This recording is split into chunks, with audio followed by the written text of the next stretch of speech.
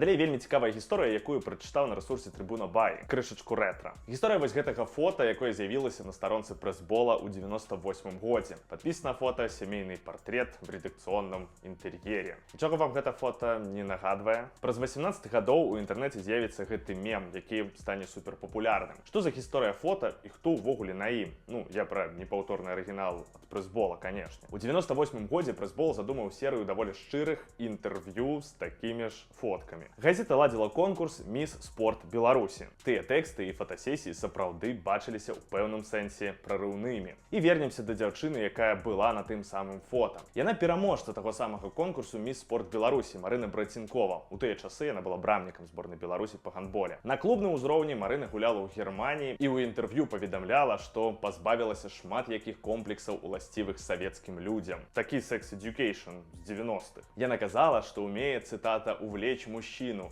і, зноў цытата, «быць прастытуткай в постелі». Напрыканцы тэксту Сергей Шчурко запытаўся ў дзяўчыны пра памеры чэлесаў у мужчын. Дзяўчына не разгубілася і выдала наступнае. «Сережа, запомни, нет плохих мужчин, есть неумелые женщины». І цікавай была рэакцыя пасля такога тэксту. Чытачы прэсбола пабеглі галасаваць за Брацінкову ў конкурсе «Міс Спорт Беларусі». Але саму гандбалістку перасталі выклікаць у зборную краіны па гандболе. Галоўны трэнер перадаў ёй словы, што ў камандзе не могуць іграць людзі, фатаграфіруючыся неізвестна в каком відзе. Вось такі ён пурытанскі беларускі гандбол 90.